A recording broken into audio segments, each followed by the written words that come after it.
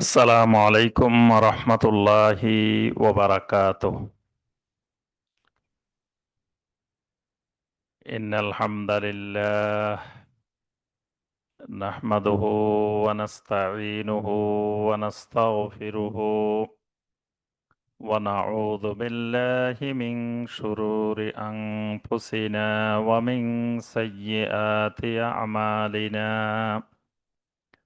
মান ইয়াহদিহিল্লাহু ফালা মুদিল্লা লাহু ومن يضلل فلا هادي له واشهد ان لا اله الا الله وحده لا شريك له واشهد ان محمدا عبده ورسوله.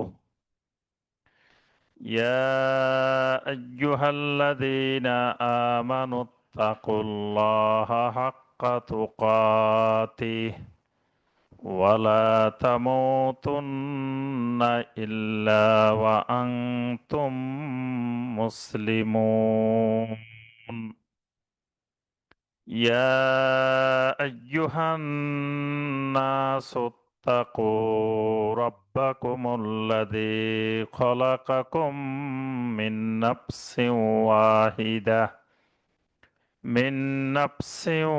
واحدة وخلق منها زوجها وبث منهما رجالا كثيرا ونساء.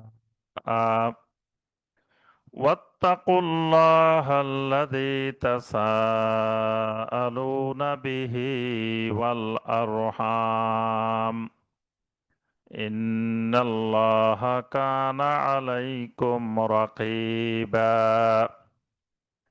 يا أيها الذين آمنوا اتقوا الله وقولوا قولا سديدا يصلح لكم أعمالكم ويغفر لكم ذنوبكم ومن يطع الله ورسوله فقد فاز فوزا عظيما. أما بعد فإن خير الحديث كتاب الله وخير الهدي هدي محمد صلى الله عليه وسلم وشر الأمور محدثاتها وكل محدثة بدعة وكل بدعة ضلالة وفي رواية وكل ضلالة في النار. اللهم صل على محمد وعلى آل محمد كما صليت على إبراهيم وعلى آل إبراهيم إنك حميد مجيد. اللهم بارك على محمد وعلى آل محمد كما باركت على إبراهيم وعلى آل إبراهيم إنك حميد مجيد.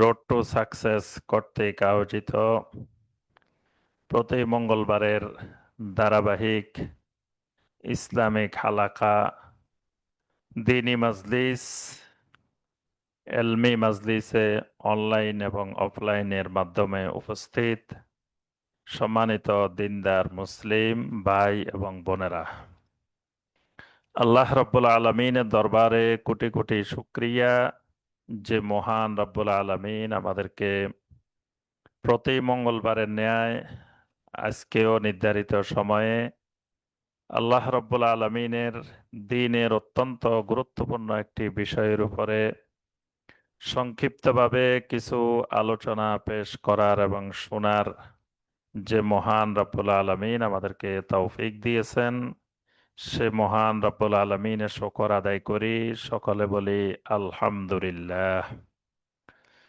সম্মানিত ভাই ও বোনেরা, আমাদের ধারাবাহিক আস-সুন্নাহ ওয়াল বিদআহ, সুন্নত এবং বেদাতের উপরে আমাদের ধারাবাহিক যে আলোচনা চলছে, এর আগে আমরা দুটি পর্ব এই বিষয়ের উপরে আলোচনা করেছি। আজকে আমাদের সুন্নত বেদাতের উপরে তৃতীয় পর্বের আলোচনা হবে ইনশাআল্লাহ। প্রথম পর্বে আমরা সুন্নত এবং বেদাতের পরিচিতি, সুন্নত মানার গুরুত্ব, বেদাত পরিহার করার গুরুত্ব, বেদাতের ভয়াবহতা, এই বিষয়গুলো আমরা প্রথম পর্বে আলোচনা করেছি। দ্বিতীয় পর্বে আমরা যে বিষয়টি আরম্ভ করেছি সেটি হলো বেদাত চেনার মূলনীতি, কাওয়াইদু মা'রিফাতিল বিদআহ। অর্থাৎ এই বিষয়টা যে বেদাত, এটি চিনার জন্য যুগে যুগে আহলুল এলেমগণ কিছু মূলনীতি, কিছু উসুল, কিছু কাওয়াইদ নির্ধারণ করেছেন।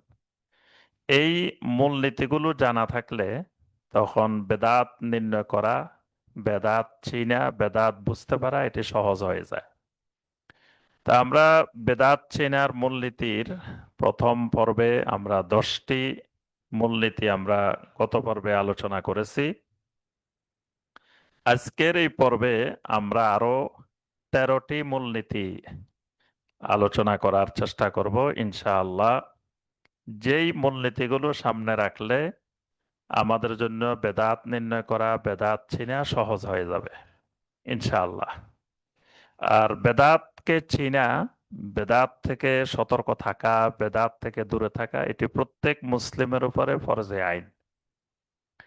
এজন্য নবী সাল্লাল্লাহু আলাইহি ওয়াসাল্লাম উম্মতকে বারবার এই বিদআতের ব্যাপারে সতর্ক করেছেন।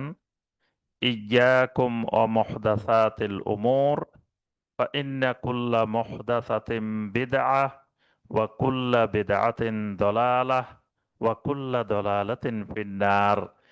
এই বাক্যগুলোর মাধ্যমে নবী সাল্লাল্লাহু আলাইহি ওয়াসাল্লাম জীবনে অসংখ্যবার উম্মতকে বেদাতের ব্যাপারে সতর্ক করেছেন। কারণ বেদাতের পরিণতি জাহান্নাম। তো জাহান্নাম থেকে বাঁচতে হলে অবশ্যই বেদাত থেকে বাঁচতে হবে, বেদাত পরিহার করতে হবে, বেদাতের ব্যাপারে সতর্ক থাকতে হবে। এজন্য আমরা এই যুগে যুগে আহলুল এলেমগণ যে মূলনীতিগুলো নির্ধারণ করেছেন, সেই মূলনীতিগুলোর আমরা সংক্ষিপ্তভাবে আজকে বাকি 13টি মূলনীতি আমরা আলোচনা করার চেষ্টা করব ইনশাআল্লাহ। 11 নম্বর মূলনীতি, যেটি বেদাত চিনার জন্য আহলুল এলেমেরা যে মূলনীতিগুলো নির্ধারণ করেছেন, তন্মধ্যে 11 নম্বর যে মূলনীতিটি, সেটি হলো এমন কোন আকীদা, এমন কোন রায়, এমন কোন এলেম যেটি মুআরিদান লিনুসুসিল কিতাবে ওয়াস সুন্নাহ, যেটা সরাসরি কোরআনে কারিমের নসের বিপরীত, নসের সাথে সাংঘর্ষিক, অর্থাৎ কোরআনের সরাসরি টেক্সট, সরাসরি আয়াতের স্বাভাবিক অর্থের সাথেই সাংঘর্ষিক, ওয়াস সুন্নাহ, সুন্নার সাথে সাংঘর্ষিক, আও মুখালিফান লি ইজমাই সালাফিল উম্মাহ, অথবা সালাফিল উম্মাহ, উম্মার সালাফদের এজমার বিপরীত, ফাহুয়া বেদাআহ, তাহলে এটা নিশ্চিত রূপে বেদাত। এই মূলনীতিতে কয়েকটা কথা বলা হয়েছে। আকীদাও বেদাত হইতে পারে, কারো সিদ্ধান্ত, কারো ফতোয়া, কারো রায়, এটাও বেদাত হইতে পারে। অনেক এলেম শিখা, এলেম চর্চা করা, এটাও বেদাত হইতে পারে। তিনটা জিনিস বলা হয়েছে, যে কুল্লু মা কানা মিনাল এতেকাদাত ওয়াল আরা ওয়াল উলুম, এমন কোন আকীদা, এমন কোন সিদ্ধান্ত, এমন কোন এলেম, যেই আকীদা, যেই সিদ্ধান্ত, যেই এলেম কোরআনের নসের সাথে সাংঘর্ষিক, নবী সাল্লাল্লাহু আলাইহি ইসলামের সুন্নাহর সাথে সাংঘর্ষিক, অথবা সালাফুল উম্মাহ, উম্মার সালাফদের ঐক্যমত্যের বিপরীত, এজমার বিপরীত, এগুলো বেদাত। যেমন আমরা কয়েকটা আহ, উদাহরণ আলোচনা করলে আমরা বিষয়টা আরো পরিষ্কার হবে। এই মূলনীতির আলোকে যেমন বেদাত, যেমন জাহমিয়াদের বেদাত, জাহমিয়াদের বেদাত, আহলুল কালাম, আহলুল কালামদের বেদাত। অর্থাৎ জাহমিয়া যারা, এই জাহমি আকীদার অনুসারীরা, তারা আল্লাহর অনেক সিফাতকে অস্বীকার করে। তারা আল্লাহ রব্বুল আলমিনকে নিরাকার হিসাবে বিশ্বাস করে। তারা আল্লাহ রব্বুল আলমিন কথা বলেন এটাকে অস্বীকার করে। তারা আল্লাহর মাহাব্বাহ, আল্লাহর ভালোবাসা, এই ভালোবাসার সিফাতকে অস্বীকার করে। তারা আল্লাহ রব্বুল আলমিনের ইস্তাওয়া, আরশে উঠা, এই সিফাতকে তারা অস্বীকার করে।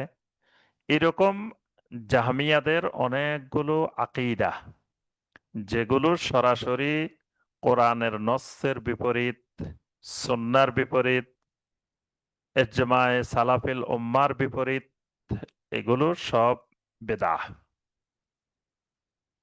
কারণ এই জাহমিয়ারা যে কাজটা করে সেটা হলো, তারা কোরআন সুন্নাহর নসকে রদ করার জন্য তারা কেয়াস ব্যবহার করে, যুক্তি ব্যবহার করে। মানে কেয়াস দিয়ে, যুক্তি দিয়ে কোরআনের আয়াতকে খণ্ডন করে, নবী সাল্লাল্লাহু আলাইহি ওয়াসাল্লামের হাদিসকে খণ্ডন করে। তো এটাই হলো জাহমিয়াদের বেদাত। এজন্য ইমাম জাহাবী রাহমাহুল্লাহ বলেন, ফাআউয়ালু যালিকা বিদআতুল খাওয়ারিজ হাত্তা ক্বালা আউয়ালুহুম লিন-নবী সাল্লাল্লাহু আলাইহি ওয়াসাল্লাম ই'দিল।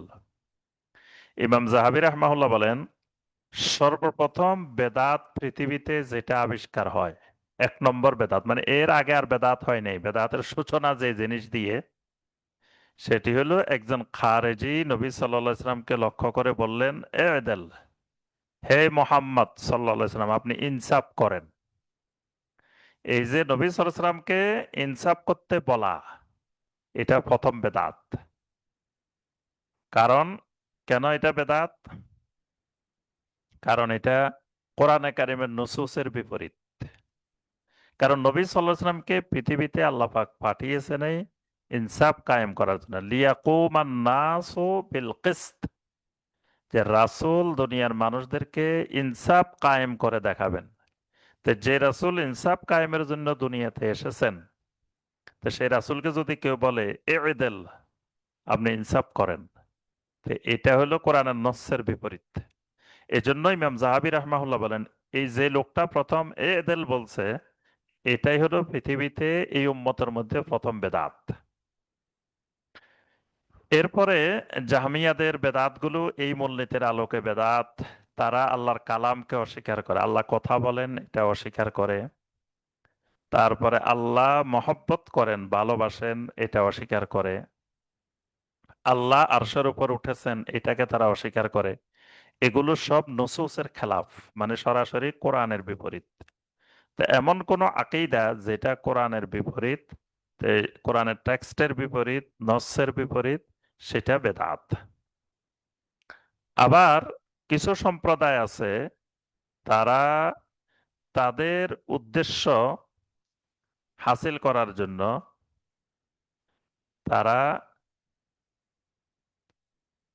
কিছু কিছু হাদিসকে মুখালাফাতুন লিল মাকুল, যুক্তির বিপরীত মনে করে, কিছু হাদিসকে তারা পরিত্যাগ করে, অর্থাৎ তাদের মতবাদ, তাদের লক্ষ্য উদ্দেশ্যের মুআফেক না হওয়ার কারণে তারা নবী সাল্লাল্লাহু আলাইহি ওয়াসাল্লামের হাদিসকে মুখালাফাতুন লিল মাকুল, মানে যুক্তির বিপরীত, আকলের বিপরীত এই কথা বলে তারা হাদিসকে প্রত্যাখ্যান করে। এটাও একটা বেদাত। মানে তাদের আকীদা, তাদের মত হাদিসের বিপরীত। তো যেই মত, যে আকীদা হাদিসের বিপরীত, এটাও বেদাত। যেমন মুনকিরিন, আল মুনকিরিন লি আযাবিল কবর, আযাবে কবরকে অস্বীকার করা, পুলসিরাত অস্বীকার করা, মিজান অস্বীকার করা, আখেরাতে আল্লাহকে দেখা অস্বীকার করা, এগুলো যারা অস্বীকার করে তারা, এগুলো হাদিসে সরাসরি সব আছে, কিন্তু তারা এই হাদিসগুলোকে যুক্তির বিপরীত, আকলের বিপরীত এই দাবি করে তারা হাদিসগুলোকে প্রত্যাখ্যান করে। এই তাদের এই আকীদাগুলো বেদাত। এরপরে কোনো ব্যক্তি যদি বলে যে সে আল্লাহর কিতাবের উপরে আমল করবে, সুন্নাহর উপরে আমল করবে না, এটাও বেদাত। কারণ সে এই মতটা কোরআনের সুন্নাহর বিপরীত। কেউ যদি বিশ্বাস করে যে খবর ওয়াহেদ দ্বারা কোনো আমল সে করবে না, মানে হাদিসের কয়েকটা শ্রেণী বিভাগ আছে, প্রথমত মুতাওয়াতির, তারপরে মাশহুর, তারপরে এই খবর ওয়াহেদ। তো এই খবর ওয়াহেদ দিয়ে সে কোনো আমল করবে না, এটা যদি কেউ বিশ্বাস করে তাহলে এটাও বেদাত। এলেমবিহীন ফতোয়া দেওয়া, এলেমবিহীন ফতোয়া, এলেমবিহীন রায়, এটাও বেদাত। অর্থাৎ এই মূলনীতিটা হলো যে এমন কোনো আকীদা, এমন কোনো ফতোয়া, এমন কোনো মতামত, এমন কোনো এলেম যেটা সরাসরি কোরআন সুন্নাহর বিপরীত বা ইজমার বিপরীত, তাহলে সেটা বেদাত হবে। 12 নম্বর মূলনীতি, এমন কোন আকীদা যেই আকীদা কোরআনে নাই, নবী সাল্লাল্লাহু আলাইহি সাল্লামের সুন্নায়ও নাই, এবং সাহাবায়ে কেরামদের, তাবেঈনদের থেকে কোনো আসারও পাওয়া যায় না, এটা বেদাত। মানে এমন একটা আকীদা, যেই আকীদাটা কোরআনে কারিমেও বলা হয় নাই, বর্ণনা আসে নাই, সুন্নাহর মধ্যেও আসে নাই, সাহাবায়ে কেরাম, তাবেঈনে কেরামদের থেকেও কোনো আসার নাই, এরকম কোনো আকীদা কেউ বিশ্বাস করলে সেটা বেদাতি আকীদা, সেটা বেদাত। যেমন কেউ যদি বিশ্বাস করে যে নবী সাল্লাল্লাহু আলাইহি সাল্লাম নূরের তৈরি, তো এই ব্যাপারে কোরআনেরও কোনো আয়াত নাই, নবী সাল্লাল্লাহু আলাইহি সাল্লামের কোনো সুন্নাহও নাই, সাহাবায়ে কেরাম, তাবেঈনে কেরামদের থেকে কোনো আসারও নাই, তাহলে এই আকীদাটা বেদাতি আকীদা। কেউ যদি বিশ্বাস করে নবী সাল্লাল্লাহু আলাইহি সাল্লাম আলেমুল গায়েব, আহ, এরকম নবী সাল্লাল্লাহু আলাইহি সাল্লাম কেন্দ্রিক যে সমস্ত নতুন নতুন আকীদা, তারপর আল্লাহ কেন্দ্রিক নতুন নতুন আকীদা, এই সবগুলোই, এগুলো কোরআনেও আসে নাই, সুন্নাহও আসে নাই, সাহাবায়ে কেরাম, তাবেঈন থেকেও কোনো বর্ণনা পাওয়া যায় না, তাহলে এইরকম আকীদাগুলো বেদাত হবে। যেমন এলমে কালাম, এলমে কালাম পুরাটাই বেদাত। মানে কালাম শাস্ত্র, যে কালাম শাস্ত্রটা কি? কালাম শাস্ত্রটা হইল ইসবাতু উমুরিল আকায়েদ বিল আদিল্লাতিল আকলিয়্যা ওয়াত তুরুকিল জাদালিয়্যা, মানে আকীদার বিষয়গুলোকে সাবেত করা আকলি দলিলের মাধ্যমে এবং তর্ক বিতর্কের মাধ্যমে। তো এই ইসলাম আকীদার বিষয়কে যুক্তি দিয়ে প্রমাণ করা, আকীদার বিষয়ে তর্ক বিতর্ক করে প্রতিষ্ঠিত করা, এটাকে ইসলাম সমর্থন করে না। আকীদার বিষয় যেটা, সেটা সরাসরি কোরআনে স্পষ্ট আছে, নবী সাল্লাল্লাহু আলাইহি ওয়াসাল্লামের হাদিসে স্পষ্ট আছে, সাহাবায়ে কেরাম, তাবেঈনে কেরাম থেকে এটার বিশ্বাস স্পষ্ট আছে। সুতরাং এই এলমে কালাম, এই কালাম শাস্ত্রটাই বেদাত।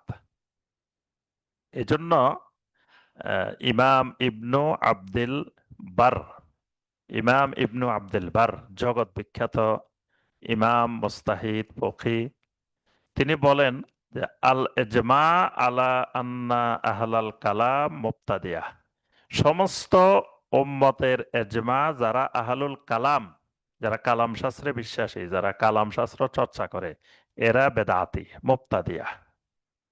ওয়া ইন্নামাল উলামা আহলুল আসার ওয়া তাফাক্কু ফি, আলেম হইল তারা যারা আহলুল আসার, মানে যারা কোরআন, সুন্নাহ, সাহাবায়ে কেরাম, তাবেঈনে কেরামদের আসারে বিশ্বাসী, ওয়া তাফাক্কু ফি, এবং সেই বিষয়ে গভীর জ্ঞান অর্জন করেন। ইমাম ইবনু আব্দুল বার রাহিমাহুল্লাহ বলেন এরাই হলো উলামা। আর যারা আকীদার বিষয়কে যুক্তি দিয়ে, যুক্তি প্রমাণ দিয়ে আকীদার বিষয়কে ঝগড়াঝাটির মাধ্যমে, তর্ক বিতর্কের মাধ্যমে প্রতিষ্ঠিত করতে চায়, এরা হলো বেদাতি। ইমাম মালিক রাহমাহুল্লাহ বলেন লাউ কানাল কালাম ইলমান লা তাকাল্লামা ফিহি সাহাবা ওয়াত তাবিউন। ইমাম মালিক রাহমাহুল্লাহ বলেন যদি এলমে কালাম, কালাম শাস্ত্র যদি এলেম হইতো, তাহলে এই বিষয়ে সাহাবায়ে কেরাম, তাবেঈনে কেরাম তারা কালাম শাস্ত্র চর্চা করতেন। কামা তাকাল্লামু ফিল আহকাম ওয়াশ শারাঈ, যেমনি ভাবে সাহাবায়ে কেরামেরা, তাবেঈনে কেরামেরা তারা শরীয়তের হুকুম আহকাম নিয়ে শরীয়ত চর্চা করেছেন। ওয়ালাকিন্নাহু বাতিলুন ইয়াদুল্লু আলা বাতিলিন। ইমাম মালিক এখানে সুন্দর একটা কথা বলছেন যে এই এলমে কালামটা বাতিল, ইয়াদুল্লু আলা বাতিলিন, যে এটা বাতিলের উপরে দলিল প্রতিষ্ঠা করার জন্য আরেক বাতিল। মানে ইসলামটাকে যুক্তি দিয়ে, তর্ক দিয়ে, আকল দিয়ে আকীদাগুলোকে সাবেত করতে গিয়ে, তো এটা বাতিলকে খণ্ডন করতে গিয়ে এটা আরেকটা বাতিল। ইমাম আহমদ বিন হাম্বল রাহিমাহুল্লাহ বলেন কুল্লু মান আহদাসা কালামান লাম ইয়াকুন আখিরু আমরিহি ইল্লা ইলা বিদআ লিআন্নাল কালাম লা ইয়াদু ইলা খাইরিন। যে ব্যক্তি এমন এলমে কালাম দিয়ে কথা বলে, যেই এলমে কালামের শেষ পরিণতি মানুষকে শুধু বেদাতের দিকে নিয়ে যায়, কারণ কালাম শাস্ত্র কোনোদিন কল্যাণের দিকে মানুষকে নেয় না। সুফিরা এমন অনেক কাজ করে, এমন অনেক তরিকার আবিষ্কার করে, এমন অনেক আমলের আবিষ্কার করে, যে আমলগুলো কোরআনেও নাই, সুন্নায়ও নাই, সাহাবায়ে কেরামের আমলেও নাই, তাবেঈনে কেরামের আমলেও নাই। এগুলো সব এই মূলনীতির আলোকে বেদাত। যেটা কোরআনে থাকবে না, সুন্নায় থাকবে না, সাহাবায়ে কেরাম, তাবেঈনে কেরামের আসারে থাকবে না, এটা বেদাত। ঠিক একইভাবে এলমে বাতেন, এলমে বাতেন বলে যদি কেউ কাশফ, জাওক, মুজাররদুর রায় এগুলোকে যদি এলমে বাতেন দিয়ে জায়েজ করতে চায়, তো এটাও বেদাত। কারণ এই কাশফ, এই জাওক, এই এলমে বাতেন এগুলো কোরআন সুন্নায় সরাসরি আসে নাই, এবং সাহাবায়ে কেরাম, তাবেঈনদের আসারেও আসে নাই। তাহলে আমরা দুটা মূলনীতি জানলাম। একটা হলো কোরআন সুন্নাহর খেলাফ, কোরআন সুন্নাহ ইজমার খেলাফ। আর একটা হলো কোরআন সুন্নাহ এই ব্যাপারে কোনো আলোচনায় নেই, সাহাবায়ে কেরামের মধ্যে কোনো আসারে নেই। এটা এক ধরনের বেদাত। 13 নম্বর মূলনীতি যেটা, সেটি হলো আল খুসুমা ওয়াল জাদাল ওয়াল মিরা ফিদ্দীন বেদাহ। আল্লাহ রাব্বুল আলামিনের দ্বীন নিয়ে ঝগড়াঝাটি করা, দ্বীন নিয়ে তর্ক বিতর্ক করা, দ্বীন নিয়ে বিভিন্ন ধরনের আসাবিয়ত সৃষ্টি করা, দলবাজি সৃষ্টি করা, গ্রুপিং সৃষ্টি করা, এটা আরেকটা বেদাত। যেমন আমরা উদাহরণ দিলে বুঝতে পারবো বিষয়টা। আসওয়ালু আনিল মুতাশাবিহাত, কোরআনে কারিমে আল্লাহ রাব্বুল আলামিন দুই ধরনের আয়াত নাজিল করেছেন। এক ধরনের আয়াত হলো মুহকামাত, এক ধরনের আয়াত হলো মুতাশাবিহাত। আল্লাহ পাক কোরআনে কারিমে সূরা আল ইমরানের শুরুতেই আল্লাহ পাক বলছেন যে আল্লাহ পাক আয়াত দুই ধরনের নাজিল করেছেন, তার মধ্যে কিছু মুহকামাত, কিছু মুতাশাবিহাত। যারা রাসিখুনা ফিল ইলম, যাদের এলমের মধ্যে গভীরতা আছে, তারা ইয়াকুলুনা আমান্না বিহি কুল্লুম মিন ইনদি রাব্বিনা, তারা বলে আমরা এই সব কিছুর প্রতি ঈমান আনলাম। এই মুহকামাতও আমাদের আল্লাহর পক্ষ থেকে, মুতাশাবিহাতও আমাদের আল্লাহর পক্ষ থেকে।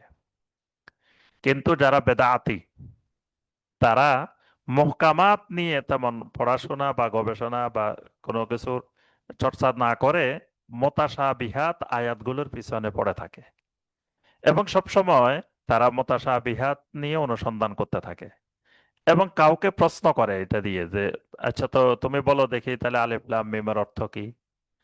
এটা যদি বলে তাই বুঝতে হবে যে এই লোকটা বেদাতি, কারণ এই লোকটা দ্বীনের যে বিষয়টা মুতাশাবিহাত, সে মুতাশাবিহাত নিয়ে সে প্রশ্ন করে।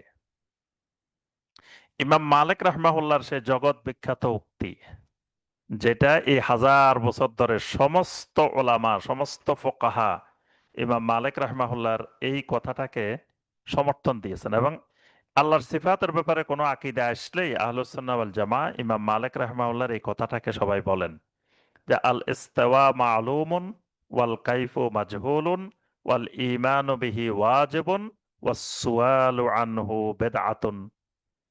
এই যে ইমাম মালিক রাহমাহুল্লাহ এখানে 4টা কথা বলছেন, যে কোরআনে কারিমে আল্লাহ পাক বারবার বলতেছেন আর রহমানু আলাল আরশি ইস্তাওয়া সুম্মা ইস্তাওয়া আলাল আরশ, আল্লাহ পাক আরশের উপরে উঠেছেন। তাহলে এই যে আল্লাহ আরশের উপরে উঠেছেন, ইস্তাওয়া, এটা মালুম, এটা আমরা সবাই বুঝতেছি। এখন আল্লাহ কেমনে উঠেন কেমনে নামেন, ওয়াল কাইফু মাজহুলুন, এই ধরনটা আমাদের জানা নেই, এটা মাজহুল। ওয়াল ঈমানু বিহি ওয়াজিবুন, কিন্তু আল্লাহ যেহেতু বলছেন আল্লাহ আরশের উপর উঠেছেন, এটার উপরে ঈমান আনা ওয়াজিব, ঈমান আনতেই হবে। ওয়াস সুআলু আনহু বিদআতুন, ইমাম মালিক এখানে বলছেন যে ওয়াস সুআলু আনহু বিদআতুন, এই ব্যাপারে কেউ যদি প্রশ্ন করে, সুয়াল করে, এটা বেদাত। অর্থাৎ কেউ যদি প্রশ্ন করে তাহলে আল্লাহ কেমনে উঠেন, কখন উঠেন, তো যখন আরশ ছিল না তখন আল্লাহ কোথায় ছিলেন, এরকম বিভিন্ন প্রশ্ন ছুড়ে দেওয়া, এটাকে ইমাম মালিক রাহমাহুল্লাহ বলেন যে ওয়াসসুআলু আনহু বিদআতুন। এটা বেদাত চিনার একটা মূলনীতি, যে মুতাশাবিহাত বা আল্লাহর সিফাত এগুলো নিয়ে প্রশ্ন করা, এটা একটা বেদাত। ইমাম ইবনে তাইমিয়া রাহমাহুল্লাহ বলেন যে ইমাম মালিক এখানে যে জবাবটি ইস্তাওয়ার ব্যাপারে দিয়েছেন, এটা শাফিন কাফিন ফি জামিউস সিফাত, এটা আল্লাহর যত সিফাত আছে সমস্ত সিফাতের ব্যাপারে উপযুক্ত দলিল। যেমন আল্লাহর সিফাত আন-নুজুল, আল্লাহ অবতরণ করেন, আল্লাহ আসেন, আল্লাহর হাত, আল্লাহর চেহারা, এরকম আল্লাহর যত সিফাত আছে সমস্ত সিফাতের ব্যাপারে যে এই ইমাম মালিক রাহমাহুল্লাহর এই বক্তব্যটাই যথেষ্ট। আচ্ছা, এরপরে এই বিষয়ের একটা উদাহরণ, দ্বীন নিয়ে ঝগড়া করা, দ্বীন নিয়ে তর্ক বিতর্ক করার আরেকটা উদাহরণ, যে কোরআনে কারিমে বা নবী সাল্লাল্লাহু আলাইহি ওয়াসাল্লামের সুন্নায় যেই মাসআলা, যে বিষয় নাই, এরকম বিষয়ে মুসলিমদেরকে পরীক্ষা করা, এটাও একটা বেদাত। মানে কোরআন সুন্নাহর বিষয় না, দ্বীনের বিষয় না, কিন্তু অন্য বিষয়কে এনে দুইজনে এই বিষয় নিয়ে ঝগড়া করা, তর্ক বিতর্ক করা, এটাও বেদাত।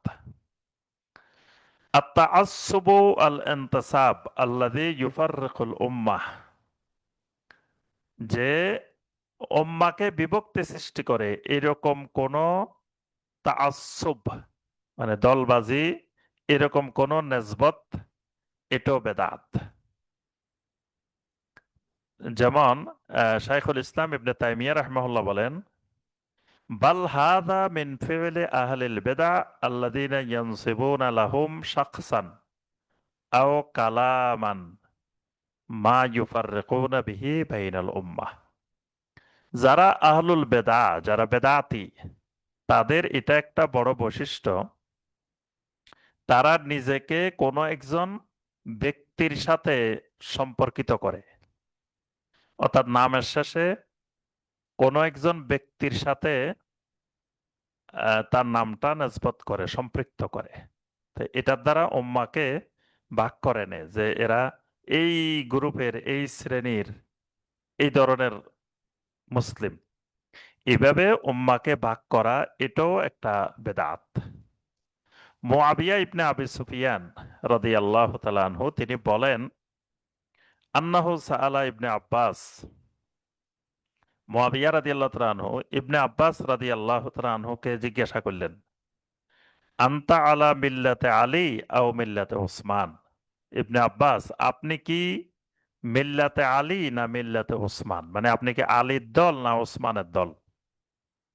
ফাকালা লাস্তু আলা মিল্লাতে আলী ওয়ালা আলা মিল্লাতে উসমান। আহ, তিনি বললেন যে আমি মিল্লাতে আলীও না, মিল্লাতে উসমানও না, বাল আনা আলা মিল্লাতে রাসূলিল্লাহি সাল্লাল্লাহু আলাইহি ওয়াসাল্লাম, বরং আমি মিল্লাতে রাসূলিল্লাহি সাল্লাল্লাহু আলাইহি ওয়াসাল্লাম। এই যে ইবনে আব্বাস রাদিয়াল্লাহু তাআলা আনহুমা যে উক্তিটি করলেন যে আমি মিল্লাতে আলীও না মিল্লাতে ওসমানও না, আমি মিল্লাতে রাসূলিল্লাহি সাল্লাল্লাহু আলাইহি ওয়াসাল্লাম। তো তিনি যদি বলতেন আমি মিল্লাতে আলী বা মিল্লাতে ওসমান, তাহলে মুসলিম উম্মাহকে দুই ভাগে ভাগ করা হয়ে যেত, যে একটা আলীর মিল্লাত একটা ওসমানের মিল্লাত। তিনি বললেন না, আমি আলীর মিল্লাতও না ওসমানের মিল্লাতও না, আমি মিল্লাতে রাসূলিল্লাহি সাল্লাল্লাহু আলাইহি ওয়াসাল্লাম। কোন মুসলিমকে দলিল প্রমাণ ছাড়া কাফের বলা, বেদাতি বলা, এটাও এই মূলনীতির আলোকে বেদাত। অর্থাৎ আহ, এই দিনকে নিয়ে ঝগড়ার বিষয় বানানো, দিনকে নিয়ে বিতর্কের বিষয় বানানো, এটাও বেদাত চিনার একটা মূলনীতি। 14 নম্বর মূলনীতি যেটি, সেটি হলো ইলজামুন নাস বিফি'লি শাইয়্যিন মিনাল আদাত ওয়াল মুআমালাত। কোন ব্যক্তি এমন কিছু অভ্যাস, এমন কিছু মুআমালাত, এটাকে নিজের জন্য বাধ্যতামূলক করে নিয়েছে, যে এটাকে শরীয়তের মতোই বানিয়ে নিয়েছে, যে এটার আর বিপরীত করা যাবে না। যদি এটার বিপরীত, যে তারা এমন ভাবে বানিয়ে নিয়েছে যে এটার আর বিপরীত করা যাবে না, অথচ এটার বিপরীত করার সুযোগ আছে। তো ইসলাম যেটাকে শরীয়তে বাধ্যতামূলক করে নাই, এই আদাত, এই মুআমালাত, এই অভ্যাস, এই লেনদেনকে শরীয়ত বাধ্যতামূলক করে নাই, কিন্তু ওই ব্যক্তি এই বিষয়টাকে, আদাতের বিষয়টাকে, মুআমালাতের বিষয়টাকে সে বাধ্যতামূলক করে নিছে, তাহলে এটা বেদাত। মানে ইসলাম কোনো আদাত, কোনো অভ্যাস, কোনো লেনদেন, এটাকে, যেটাকে বাধ্যতামূলক করে নাই, কিন্তু সে এটাকে বাধ্যতামূলক করে নিয়েছে, তখন এটাও একটা বেদাতের মূলনীতি, এই জিনিসটা বেদাত হবে।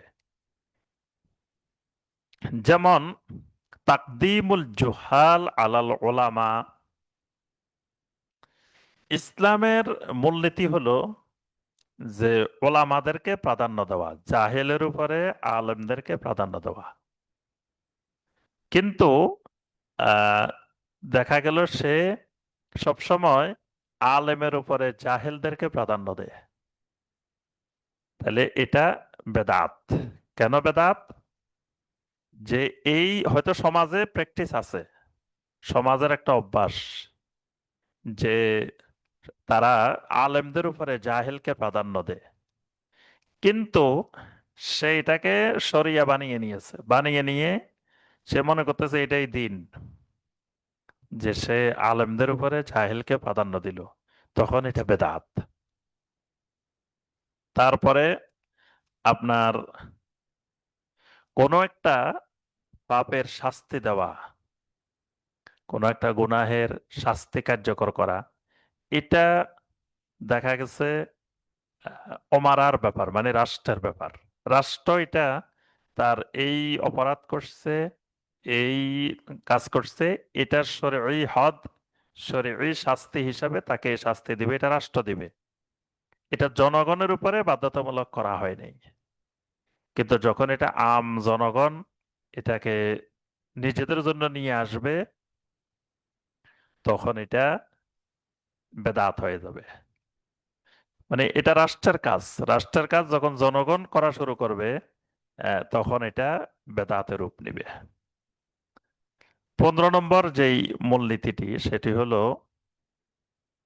যে এমন শরীয়তের যেটা মূলনীতি, এটা দিনে নির্দিষ্ট করা, মানে ইসলাম এটাকে নির্দিষ্ট করে দিয়েছে যে এটার আর কোনো বিকল্প নাই, যে এটা এতটুকুই এই শাস্তি কার্যকর করতে হবে। আহ, এর বিকল্প ইসলাম আর বলে নাই। মানে ইসলাম এই অপরাধের এই শাস্তিটাই নির্ধারণ করছে। কিন্তু কোন ব্যক্তি যদি ইসলামের এই শাস্তিটাকে অর্থের মাধ্যমে বা অন্য কিছুর মাধ্যমে এটাকে পরিবর্তন করে দিল, তখন এটা বেদাত। অর্থাৎ ইসলাম এখানে অপশন রাখছে একটাই, মানে দ্বিতীয় আর একটা বলে নাই যে এটা না হলে এটা, এটা না হলে এটা, বা দুটা রাখছে বা তিনটা রাখছে, এর পরে আর বলে নাই। তো যখন এর পরে আর যাবে না, তখন কোনো ব্যক্তি যদি এরপরে আরেকটা নিয়ে বানিয়ে নেয়, তখন এটা হবে বেদাত। যেমন আমরা উদাহরণ দিলে বুঝতে পারবো যে জেনার শাস্তি আল্লাহ রাব্বুল আলামিন নির্ধারণ করে দিয়েছেন। অবিবাহিত ব্যক্তি নারী পুরুষ যদি জেনা করে, আল্লাহ পাক বলছেন আয-যানিয়াতু ওয়াজ-যানি ফাজলিদু কুল্লা ওয়াহিদিম মিনহুমা মিয়াতা জালদা। অবিবাহিত নারী এবং পুরুষ যদি জেনা করে, তাহলে তাদের প্রত্যেককে 100 বেত্রাঘাত করো। আর বিবাহিত ব্যক্তি জেনা করলে তাদের ব্যাপারেও ইসলাম নীতিমালা দিয়েছেন। ইসলাম বলছে যে আশ-শাইখু ওয়াশ-শাইখাতু ইযা জানায়া ফারজুমুহুমা নাকালাম মিনাল্লাহ। তাদেরকে রজম করো, বিবাহিত নারী পুরুষ যদি জেনা করে। এখন কোন ব্যক্তি কি করলো, বলল যে তাহলে ইসলাম এখানে নির্দিষ্ট করেছে অবিবাহিত হইলে তাকে 100 বেত্রাঘাত, আর বিবাহিত হইলে তাকে রজম করা। এখন কোন ব্যক্তি বলল না, ঠিক আছে, তাকে আমরা আর 100 বেত্রাঘাত করব না, তার পরিবর্তে তুমি এত টাকা, এত লক্ষ টাকা দিয়ে দাও।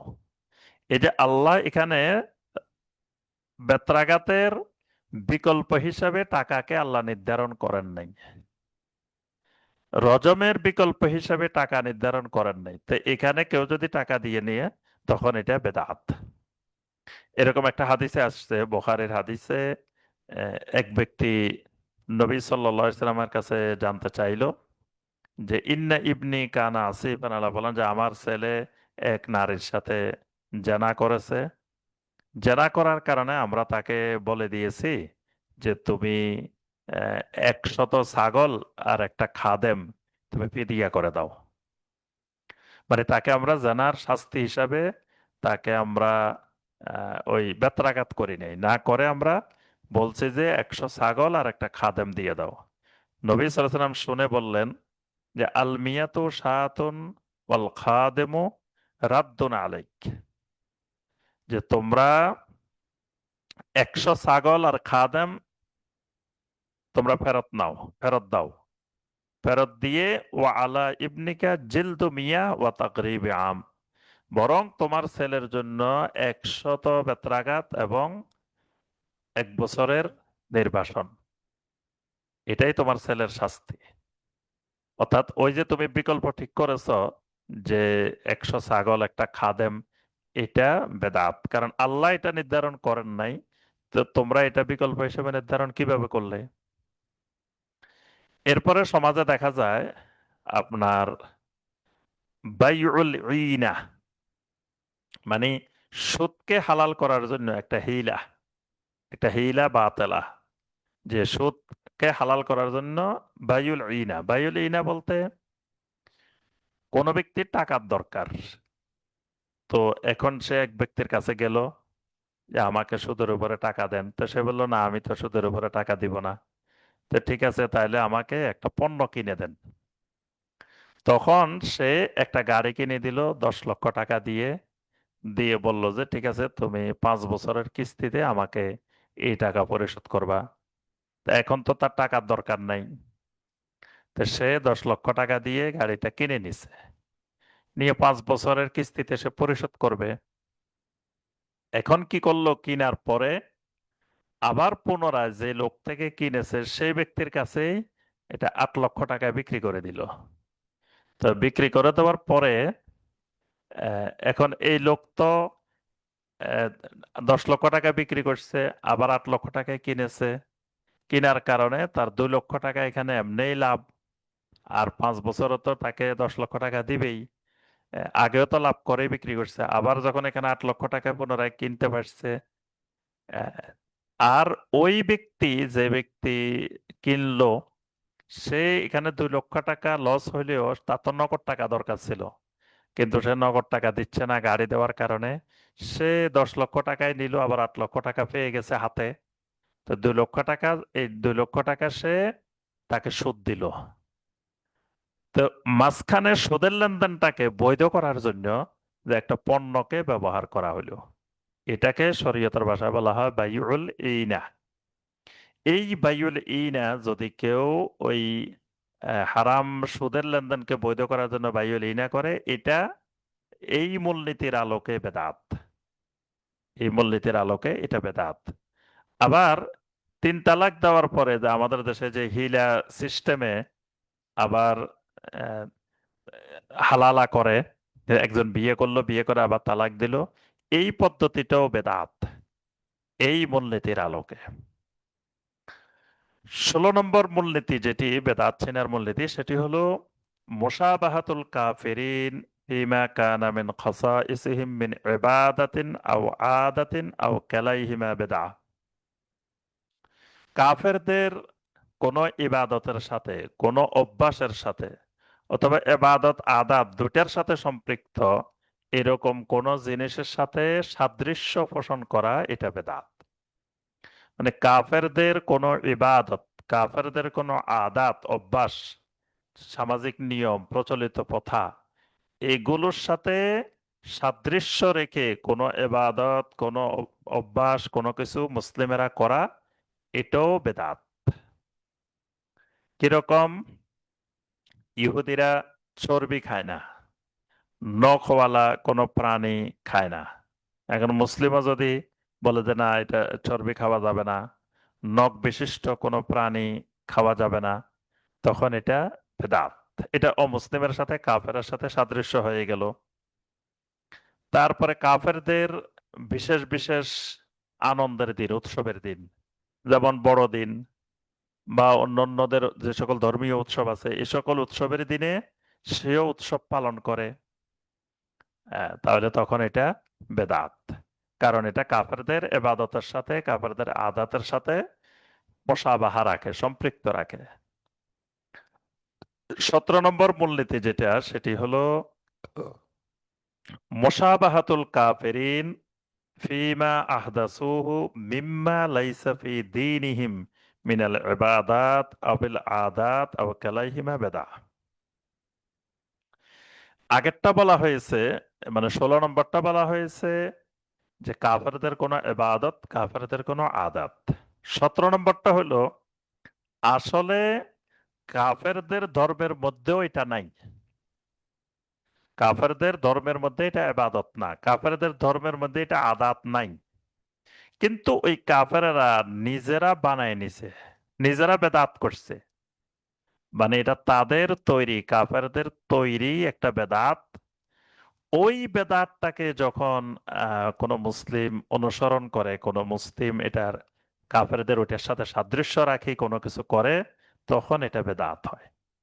মানে আগেরটা হলো কাফেরদেরটা বেদাত না, কাফেরদেরটা তাদের ধর্মে আছে, তাদের ইবাদত, তাদের আদাত। আর এটা হলো তাদের ধর্মেও নাই, তারা বানায় নিছে এরকম কিছু।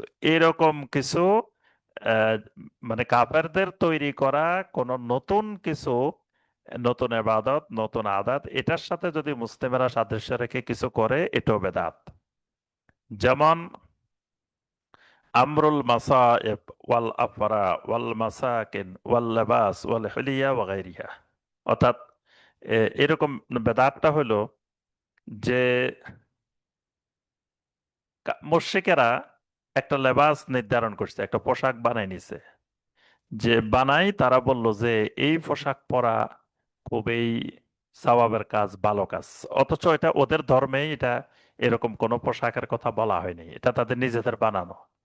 এখন এই মুসলিম কাফেরদের বানানো ওই পোশাকের সাদৃশ্য রেখে সে এখানে নিজেও এরকম পোশাক পরাকে এবাদত মনে করে বা ভালো কাজ মনে করে, সওয়াবের কাজ মনে করে, তখন এটা বেদাত। তারপরে কাফেরেরা একটা বাড়িঘর বানাইলো, বাড়িঘর বানানোর ক্ষেত্রে বললো যে এটা এই পদ্ধতিতে এইভাবে বাড়িঘর বানাইলে এটার মধ্যে বরকত আসে, এটার মধ্যে কল্যাণ আসে। আসলে এটা ওদের ধর্মে নাই, কিন্তু ওরা নিজেরা বিশ্বাস করে, তারা নিজেরাই এটা একটা নতুন বেদাত বানাইছে। ওই আলোকে কোনো মুসলিম যখন নিজেও এরকম একটা ঘর বাড়ি বানায়, যে এইভাবে ঘর বাড়ি বানাইলে বা এই মুখী বানাইলে বা এদিকে দরজা দিলে বা এদিকে জানালা দিলে এই বাড়িতে বরকত আসবে, এই বিশ্বাসে সে বানিয়ে নিয়েছে, তখন এটাও বেদাত হবে। 18 নম্বর মূলনীতি যেটি, যে এমন কিছু করা যেটা জাহিলি যুগে মানুষের মধ্যে প্রচলিত ছিল, কিন্তু ইসলামী যুগ আসার পরে ইসলাম এটাকে অনুমোদন দেয় নাই। এরকম জাহেলিয়াতের কোনো কাজ, জাহেলিয়াতের কোনো আমল যদি কোনো মুসলিম করে তখন এটাও বেদাত। অর্থাৎ নবী সাল্লাল্লাহু আলাইহি ইসলামের কাছে ওহী নাজিলের আগে জাহেলিয়াতের যে সমস্ত কর্মকাণ্ড সমাজে প্রচলিত ছিল, এই কাজগুলো ইসলাম আসার পরে এটাকে শরীয়ত অনুমোদন দেয় নাই, শরিয়া হিসেবে স্বীকৃতি দেয় নাই। এরকম কোনো কিছু যদি কেউ করতে থাকে, জাহিলিয়াতের কোনো কাজ, এটাকে ইসলাম বেদাত হিসাবে গণ্য করে। যেমন নবী সাল্লাল্লাহু আলাইহি ওয়াসাল্লাম বলছেন, সহিহ মুসলিমের হাদিস, আরবাউন ফি উম্মতি মিন আমরিল জাহিলিয়াহ লা ইয়াতরুকুনাহুন্না, মানে 4টা কাজ আমার উম্মতের মধ্যে জাহেলি কাজ, আমরিল জাহেলিয়া, যতক্ষণ পর্যন্ত না সে এই কাজগুলো না ছাড়ে ততক্ষণ বুঝতে হবে তার ভিতরে জাহেলিয়াত আছে, সে জাহেলিয়াত এখনো ছাড়ে নাই। তো নবী সাল্লাল্লাহু আলাইহি সাল্লাম এই হাদিসের মধ্যে 4টি কাজকে জাহেলিয়াত বলছেন। কি কি কাজ? 1 নম্বর, আল ফাখরু ফিল আহসাব। আল ফাখরু ফিল আহসাব মানে বংশমর্যাদা নিয়ে ফখর করা, যে আমরা অমুক বংশের মানুষ, আমরা অমুক বংশের ছেলে, অমুক বংশের মেয়ে। এই যে বংশ নিয়ে, আভিজাত্য নিয়ে ফখর করা, এটা জাহেলিয়াত। কারণ জাহেলি যুগে বংশীয় প্রথা, বংশীয় মর্যাদা, বংশীয় ফখর, এটা ব্যাপক আকার ধারণ করে। এটাকে নবী সাল্লাল্লাহু আলাইহি ওয়াসাল্লাম বলছেন এটা ইসলাম নয়, এটা জাহেলিয়াত। তো কেউ যদি এই কাজ করে তার অর্থ হলো এটাও বেদাত, এটা জাহেলিয়াতের কাজ, এটা বেদাত। ওয়াত্তানু ফিল আনসাব, নবী সাল্লাল্লাহু আলাইহি ওয়াসাল্লাম আরেকটা জাহেলিয়াত বলছেন, যে কাউকে বংশ ধরে গালি দেওয়া। ও এটা অমুক বংশের লোক, এই বংশের লোকে খারাপ, এটা জাহেলিয়াত। ও এর বাড়ি কোথায়, ও অমুক জেলায়, এই জেলার মানুষগুলা খারাপ, এটা জাহেলিয়াত। কারণ পৃথিবীর এমন কোনো জায়গা নাই, এমন কোনো জেলা নাই, এমন কোনো থানা নাই যেখানে ভালো মানুষও আছে, খারাপ মানুষও আছে। মক্কা মুকাররমায় ভালো মানুষও আছে, খারাপ মানুষও আছে। মদিনা মুনাওয়ারায় ভালো মানুষও আছে, খারাপ মানুষও আছে। মদিনা মুনাওয়ারায় নবী সাল্লাল্লাহু আলাইহি ওয়াসাল্লাম ছিলেন, আবার আব্দুল্লাহ বিন উবাইরাও মদিনাতেই থাকতেন। মক্কা মুকাররমা নবী সাল্লাল্লাহু আলাইহি ওয়াসাল্লাম ছিলেন, আবু জেহেল আবু লাহাবেরও সেখানেই ছিল। তো তাহলে এরকম কাউকে বংশধারা ধরে গালি দেওয়া, এটা জাহেলিয়াত। ওয়াল ইসতিসকা বিন নুজুম, তারকারাজির প্রভাবে বৃষ্টি প্রার্থনা করা, তারকারাজির মাধ্যমে বৃষ্টি চাওয়া, মানে অমুক তারকা উদয় হলে আমাদের বৃষ্টি হবে। যেমন মিশরের লোকেরা প্রাচীন যুগে বিশ্বাস করতো শেরা, শেরা তারকারাজি উঠলে মিশরে জোয়ার আসবে, মিশরে বৃষ্টি হবে। তারপরে অমুক তারকা উদিত হইলে এটা হবে, অমুক তারকা উদিত হলে এটা হবে। এগুলো জাহেলিয়াত। ওয়ান নিয়াহা, কোনো মানুষ মারা যাওয়ার পরে হাউমাউ করে, চিৎকার করে কাঁদা, তারপরে কাপড় চোপড় ছিঁড়ে ফেলা, মুখের উপরে আঘাত করা, বুকের উপরে আঘাত করা, এগুলোকে নিয়াহা বলা হয়। জাহেলিয়াতের যুগে ভাড়া করে মহিলাদেরকে নিয়ে আসা হতো, যে কান্নাকাটি করার জন্য, নিয়াহা করার জন্য। যে এবং তারা ফখর করতো যে কার থেকে কার মারা যাওয়ার পরে বেশি মানুষ কেঁদেছে। তো এই জন্য দেখা গেছে একজনের বাবা মারা গেছে, 100 জন নারী তারা ভাড়া করে নিয়ে আসছে কান্নাকাটি করার জন্য। তো কয়দিন পরে আরেকজনের বাবা মারা গেছে, সে 200 জন নিয়ে আসছে, আরেকজনে 300 জন নিয়ে আসছে, এবং ফখর করতো যে আমার বাবা মারা যাওয়ার পরে 300 জন মহিলা কান্নাকাটি করছে। তো এটাকে বলা হয় নিয়াহা। এগুলোকে নবী সাল্লাল্লাহু আলাইহি ওয়াসাল্লাম বলেন জাহেলিয়া। এই জাহেলিয়াতের যত কাজ এগুলো সবই বেদাত। আচ্ছা, এরপরে আপনার কোন আহ, ছেলের ছেলের জন্মদিন, জন্মদিন উপলক্ষে কি করলো, একেবারে ওলিমার আয়োজন করলো, সব মানুষকে দাওয়াত দিল, কিন্তু মেয়ে হওয়ার পরে আর আকিকাও নাই, কিছুই নাই। মানে ছেলে হওয়ার পরে বিশাল অনুষ্ঠান, এবং সবাইকে দাওয়াত দিয়ে খাওয়ানো হচ্ছে, সবাইকে প্রচার প্রসার করা হচ্ছে, কিন্তু মেয়ে হয়েছে কেউ জানেও না, শুনেও না, চুপচাপ, আকিকাও নাই, কিছু নেই। এটা জাহেলিয়াত। জাহিলি যুগে মেয়ে হলে সবার মনে কষ্ট পাইতো, ছেলে হলে খুব আনন্দিত হইতো। তো এই যে জাহেলিয়াত, এই জাহেলিয়াত বেদাত। অর্থাৎ জাহেলিয়াতের যুগের যত কর্মকাণ্ড, এই কর্মকাণ্ডগুলো কোন মুসলিমের মধ্যে যদি প্রকাশ পায় এটা বেদাত। 19 নম্বর মূলনীতি যেটি, সেটি হলো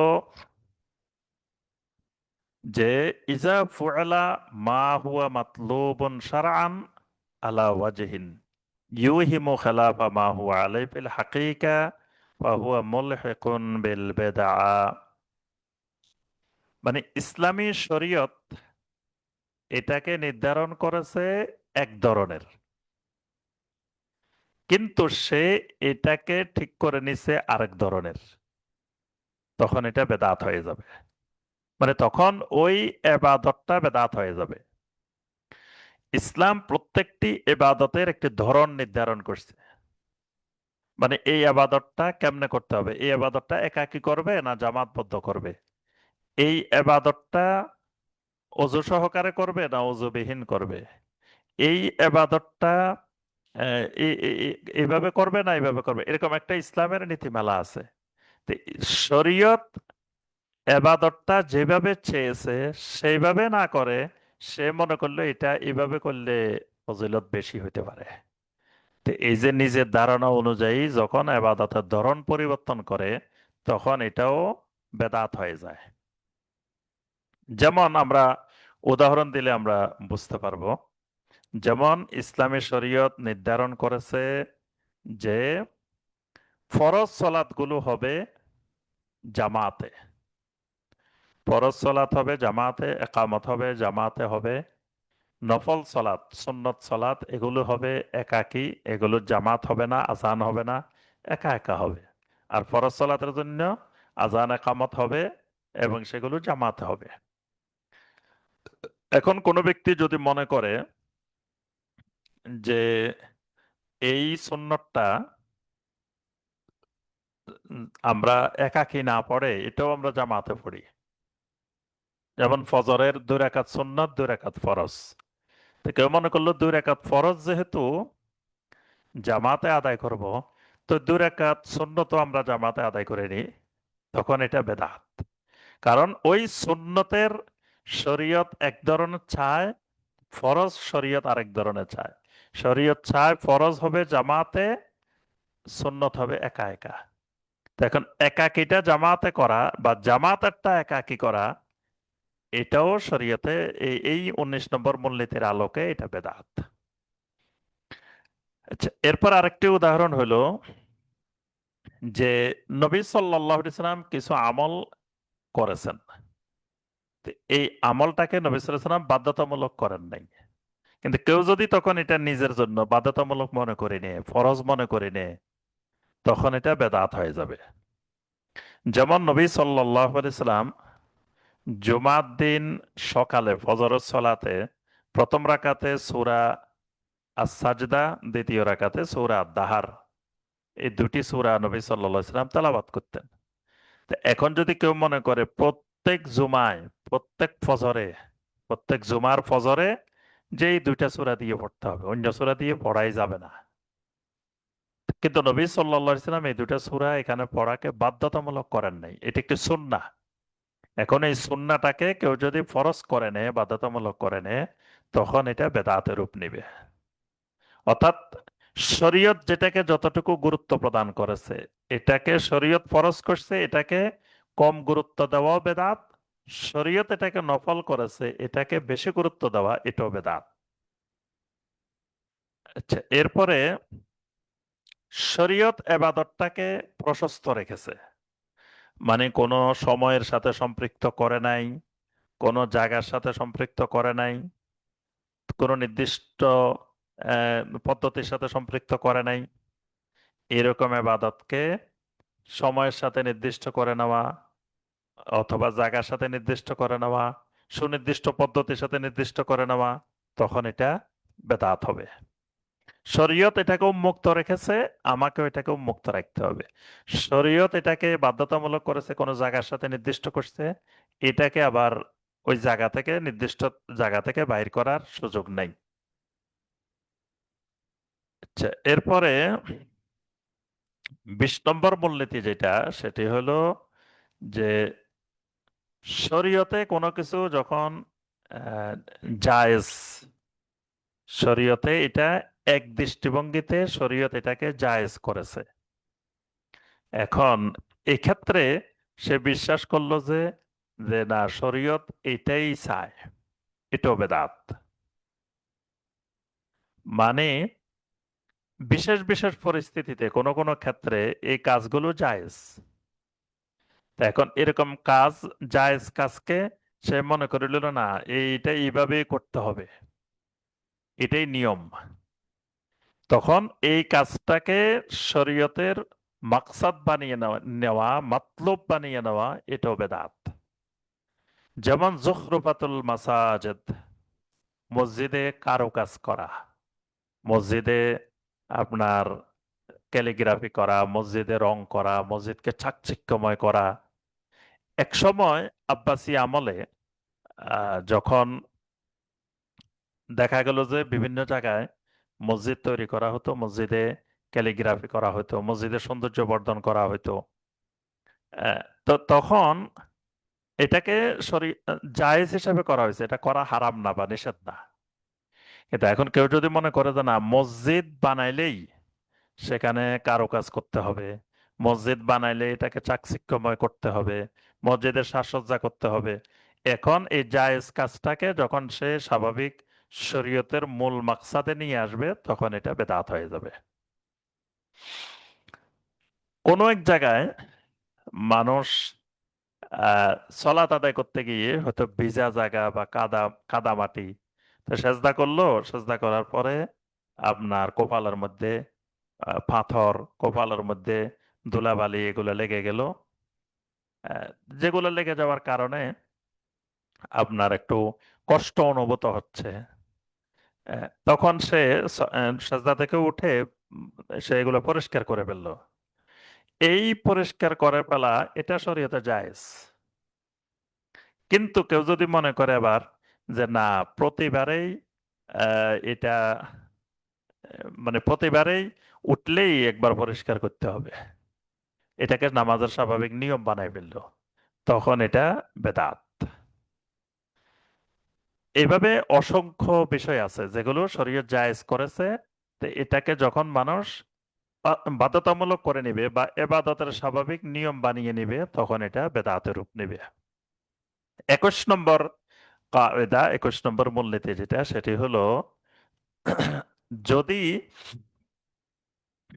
সমাজের কোনো আলেম, কোনো ওলামারা এমন একটি গুনার কাজ করে যে এই গুনার কাজটা যে তারা করতেছে, হয়তো বিশেষ কোনো কারণে এই গুনার কাজটা করছে, অথবা যে কোনো কারণে হোক করছে, কিন্তু আম জনতা ধরে নিয়েছে যে আন্না হাযিহিল মাসিয়া মিনাদ-দ্বীন, যেহেতু ওলামায়ে কেরাম করছে এবং এটা কেউ অস্বীকার করে নাই, তাহলে এটাই দিন, এটাই ঠিক আছে, তখন এটাও বেদাত। অর্থাৎ মানে ওলামায়ে কেরাম যা করবে তাই বৈধ, তাই জায়েজ, তাই দিন, তাই ইসলাম, এটা মনে করার সুযোগ নেই। ওলামায়ে কেরামও মানুষ, ওলামায়ে কেরামও ভুল করতে পারে, ওলামায়ে কেরামও গুনাহ করতে পারে। তো এজন্য ওলামায়ে কেরামের ওই আল্লাহর নাফরমানি মানে গুনার কাজ, শরীয়ত বিরোধী কাজ, সেই কাজকে যদি আম জনতা ইবাদত মনে করে, আমল মনে করে, দিন মনে করে করতে থাকে, তখন এটাও বেদাত। আবার 22 নম্বর মূলনীতি যেটা, সেটা আম জনতা একটা আল্লাহ নাফরমানি করে, সমাজে একটা কাজ যেটা শরীয়তে অনুমোদন নাই, কিন্তু মানুষের মধ্যে এটা ব্যাপক আকারে প্রচার প্রসার করছে, ওলামায়ে কেরাম কোনো বাধা দেয় না, কোনো নিষেধ করে না, কিছুই বলে না। এর মাধ্যমে সাধারণ জনগণ ধরে নিছে যেহেতু ওলামায়ে কেরাম কিছু বলে না, সমাজে এটা প্রচলিত, সুতরাং এটা দিন, এটাতে কোনো অসুবিধা নাই, এটাও বেদাত। মানে দুই ধরনের, 21 নম্বর মূলনীতি একটা, 22 নম্বর মূলনীতি একটা। 21 নম্বর মূলনীতি হলো কোন আলেম করেছেন, এখন সাধারণ মানুষ দেখছে যে অমুক আলেম কাজটা করছেন, তো তারা মনে করলো অমুক আলেম যেহেতু করছেন, তো উনি কি আর ভুল করছে, উনি কি শরিয়া বিরোধী কাজ করছে, এটা মনে করে ওই দিন বিরোধী কাজটা যখন সাধারণ জনগণ অনুসরণ করতে থাকে, তখন এটা বেদাত হয়। আর 22 নম্বর মূলনীতিটা হলো যে আম জনতা করতে থাকে, সমাজে ব্যাপক পরিচিতি পেয়েছে, ব্যাপক প্রচার প্রসার হয়েছে, কিন্তু কোনো আলেম এটাকে বাধাও দেয় নাই, কোনো সমস্যা তৈরি করে নাই, কিছুই বলে নাই। তা আম জনতা ধরে নিছে যে যেহেতু কাজটা সমাজে খুব প্রচলিত, সমাজে সবাই করতেছে, কিন্তু ওলামায়ে কেরাম কিছু বলতেছেন না, তাহলে মনে হচ্ছে এটা ঠিক আছে। এরকম কাজও যখন সমাজে চলতে থাকে, তখন এটা বেদাহ। যেমন সুদের একটা ধরন সমাজে চলতেছে, ব্যাপক আকারে প্রচলিত হয়েছে, কিন্তু কোনো আলেম এই ব্যাপারে কিছু বলতেছে না। তো সাধারণ জনগণ মনে করতেছে যে যেহেতু এটা কোনো আলেম কিছু বলতেছে না, তাহলে এটাতে কোনো শরীয়তে অসুবিধা নেই। এরকম কাজও যখন সমাজে প্রচলিত হয়, তখন এটা বেদাত। 23 নম্বর মূলনীতি যেটা, সর্বশেষ মূলনীতি আমাদের বেদাত চিনার যে কায়দাগুলোর মধ্যে সর্বশেষ কায়দা যেটি, সেটি হলো যে এমন কোন কাজ যেখানে এবাদতের কথা নাই, যেখানে কোনো আমলের কথা নাই, কিন্তু যখন মানুষ সেখানে নিজে নিজে মনে করে যে এখানে তো যেহেতু আজকে এই সময়টা খুব ফজিলতময়, যেহেতু সময়টা খুব গুরুত্বপূর্ণ, তাহলে এই সময় কিছু এবাদত করলে, এই কাজ করলে মনে হয় অনেক ফজিলত হতে পারে, অনেক সওয়াব হতে পারে। আহ, এরকম মানুষ ধারণা করে করে কোনো ইবাদত অথবা কোনো আদাত, কোনো অভ্যাস, কোনো সিস্টেম চালু করে, তখনও এটা শরীয়তে বেদাত হিসাবে পরিগণিত হয়। কারণ এবাদত হওয়ার জন্য সরাসরি নস জরুরি, আমল হওয়ার জন্য এটা হয় কোরআনে কারিমে সরাসরি আসতে হবে, অথবা নবী সাল্লাল্লাহু আলাইহি সাল্লামের হাদিসে বিষয়টি সরাসরি আসতে হবে। সেটা বলতে হবে যে এই রাত্রিতে এই আমল করলে এই ফজিলত হবে, এই রাত্রিতে এই কাজটা করলে ফজিলত হবে, এই কাজটাও হাদিসে আসতে হবে।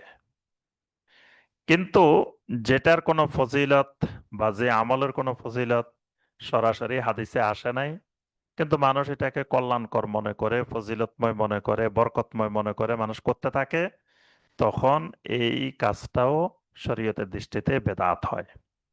যেমন মা ইউফআলু ফি লাইলাতিন নিসফি মিন শাবান, ধর শাবানের মধ্যরাত্রিতে মানুষ ধারণা করে করে, মানুষ মনে করে এটা করলে ফজিলত, এটা করলে ফজিলত, এটা করলে ফজিলত। কেউ মনে করে সন্ধ্যা গোসল করলে সব গুনাহ আল্লাহ মাফ করে দিবেন। তারপরে কেউ মনে করে এই রাত্রে মিলাদ পড়লে এই ফজিলত হইতে পারে, কেউ মনে করে এই রাত্রে জিকির করলে এই ফজিলত হইতে পারে, কেউ মনে করলে এই রাত্রে মানুষকে খাওয়াইলে এই ফজিলত হইতে পারে। এই যে যত ফজিলত ধারণা করে নিছে, সব নিজেদের ধারণা অনুযায়ী, যে ব্যাপারে সরাসরি কোনো নস নাই, তখন এই সব কর্মকাণ্ড বেদাত হিসাবে পরিগণিত হয়। তারপরে বিভিন্ন দিনগুলোতে বিভিন্ন বেদাতি অনুষ্ঠানগুলোতে বেদাতি নিজেরা ঠিক করে নিয়েছে। তো সেখানে তারা মনে করলো যে এখানে খাওয়া দাওয়া করলে এই খাওয়া দাওয়ার মধ্যেও বরকত আছে, বা এই দিনে এই পোশাক পরিধান করলে এর মধ্যেও বরকত আছে। এরকম নিজেরা নিজেরা ঠিক করে নিল যে এটাও বরকত, এটাও ফজিলত, এটাতেও মানে ফজিলত হইতে পারে।